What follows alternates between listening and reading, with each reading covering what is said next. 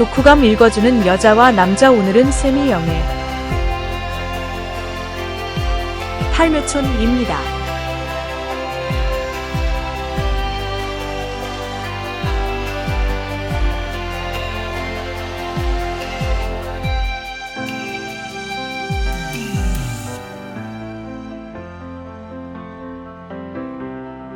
팔묘존 작가와 작품개요. 요코미조 세이시. 요코미조 세이시작 일본의 미스테리 소설 탐정 긴다이치 코스케 시리즈 중 하나. 국내에는 시공사를 통해 발행되었다.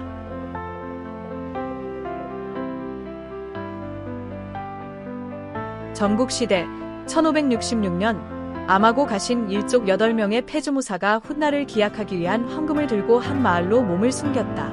헌금에 눈이 먼 마을 사람들은 무사들을 몰살했고 무사들의 수장은 숨이 닿을 때까지 그들을 저주했다. 그 후 그 마을은 팔묘촌이라는 이름으로 불렸다.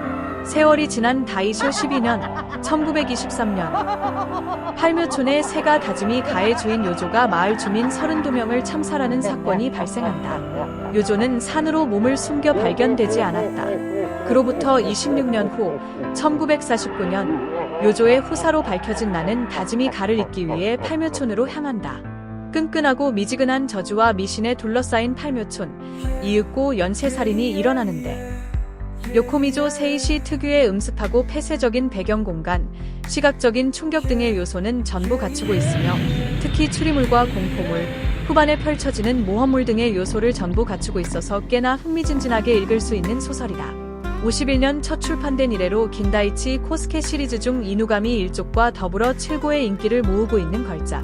옥문도 등 이전의 시리즈들이 본격 추리에 치중했다면 이 작품부터 호러물로서의 작품을 확립, 추리소설로의 평가는 갈리는 편이었지만 대중적 지지는 엄청나 일본 공포소설의 원점이라고 불리울 정도의 인기를 끌었다. 덕분에 다음 작품인 이누가미 일족의 경우 공포 묘사가 추리물로서의 호흡을 늦출 정도이라 기존 추리물 팬들이 크게 반발할 정도였다는 후문도 남아있다. 3번의 영화화와 7번의 드라마, 5번의 만화화로 영상화 횟수로도 굳건한 톱을 유지하고 있다. 2. 사회파의 위세에 밀려 한동안 절필하던 시기인 1968년에 당시 유행하던 호러 붐으로 만화 잡지에서 호러 만화로 연재가 된 것이 인기를 얻고 이를 주목한 가도카와 문고가 1971년에 문고본 1호를 냈다.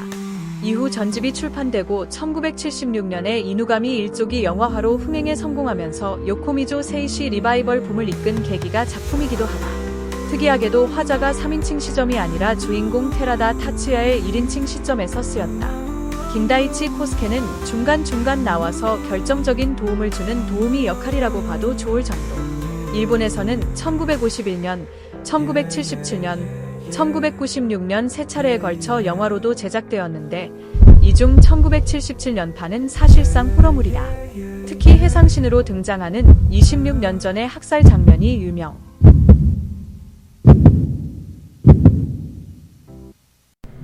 여러분은 지금 독후감 읽어주는 여자와 남자라는 프로그램과 접하고 계십니다.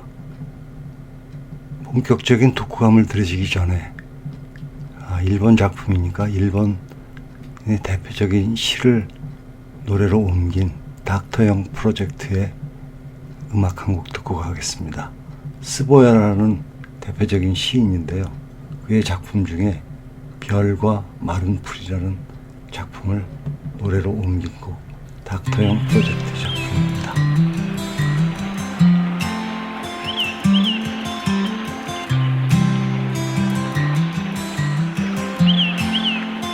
별과 마른 풀이 대화하였다. 조용한 한밤중 내 주위에만 바람이 불고 있었다. 어쩐지 외로워서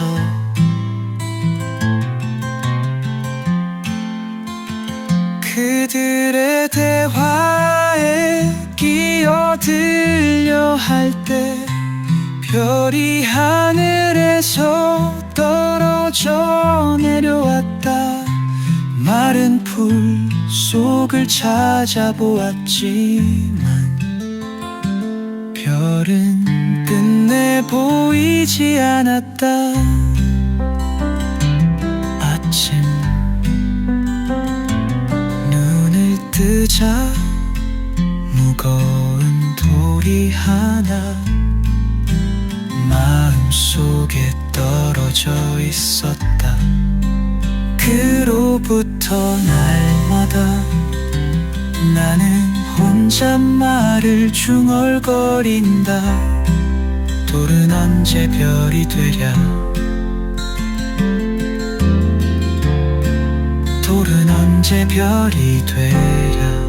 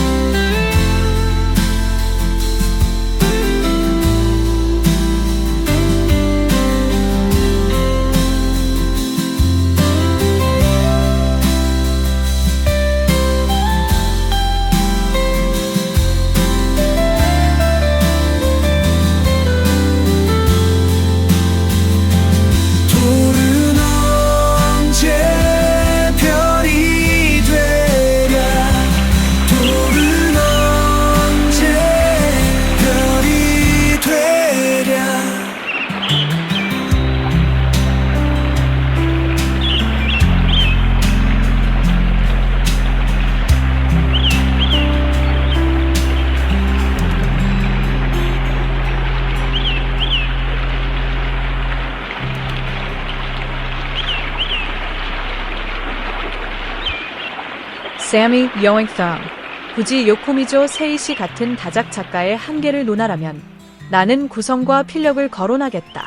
구성이란 쉽게 말해서 건축물의 뼈대와 같은 거로 촘촘히 쌓아 올리느냐 혹은 막대기 몇 개 올린 것처럼 엉성 그 자체이냐일 테고, 필체란 작가의 쯔디 유무이지 않을까. 이건 글을 쉽게 쓴다고, 혹 일상에서 잘 쓰지 않는 말로 도배한다고, 그런 게 아닌 소위 작가의 내공으로 본다. 물론 작가에게 탄탄한 구성과 필력은 시간과 능력의 문제이기에 끊임없이 연구하여 소양을 쌓고 그걸 자신의 언어 바운더리 안에서 나타난 게 필력임이 분명할 텐데, 요코미조 세이시처럼 나름 권위를 인정받은 작가들에게 이를 논하는 게 어불성설이라면 그럼 문제는 성격이라는 건데, 오랫동안 궁리하고 사유하며 꼼꼼하게 완벽을 추구하는 시인이라기보단 애가사 여사나 게이고처럼 대충 우리가 보기엔 설렁설렁 책 한 권 뚝딱 집필하는 것처럼 보인다. 사실 걸작은 그런 데서 나오지만 이런 편견을 있으니 팔묘촌 리뷰가 마냥 호의적일 수 있을까나. 그래도 대표작답게 복성과 암시 그리고 레드 헤링 등 추리물에서 볼 수 있는 걸 종합 선물 세트라고 하자 100% 발산, 즐거움을 만끽하는 호사로움도 누리기도. 다만 팔묘촌 8개의 묘가 있는 마을, 유레나 람보처럼 수없이 죽이는 발단 부분은 특유의 입심으로 흥미진진 그 자체이나 호사다마라고 하던가. 많은 걸 다루려 한 과역됨시 죽이는 사람 숫자도 한 가문을 멸족시키려 해서 그랬다고 하지만 페이지 수에 비해 너무 많을 뿐더러 그 동기도 논리적이지 못해 설득력은 젬병이다. 게다 범인을 꽁꽁 숨기려는 강박증이 필연적인 언밸런스를 자아내고 스티븐슨의 보물섬까지 탐을 내나 흥미를 유발시켜 비급 영화나 드라마, 교보는 되나 퍼즐이나 추리 없이 저절로 행제하는 거로 마무리한 건 용두삼이. 이런 우참의 극치는 사촌 아가씨.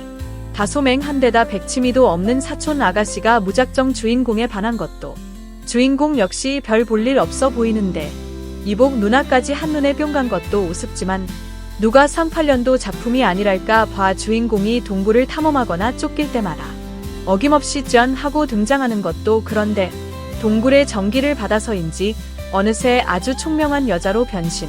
이리저리 도와준다는 작가도 미처 손 쓸 수 없을 정도로 건쩝쩝 그 자체. 그래도 도벽이 있는 스님과 늙은 유사가 흘린 종이를 사건과 연결시킨다든지 병풍 속의 그림의 공포, 도 불어놓는 등 애쓴 흔적도 S 일본의 국민 탐정이라는 긴다이치 코스케도 만나고 요코미조 세이지가 대중의 폭발적인 관심을 끌게 된 건 70년대 중반 그의 소설이 영화화되면서 초대박을 터뜨려서 그랬다는 것도, 그리고 그가 전후 과도기를 시대적 배경으로 하여 전통과 근대성 그리고 인습과 미신에 의한 사리를 작품의 주된 소재로 삼았다는 사실, 윤영천의 작품 해설, 도, 긴다이치 하지메, 김전일, 가 코스케의 요손자라는 것도 알게 된다.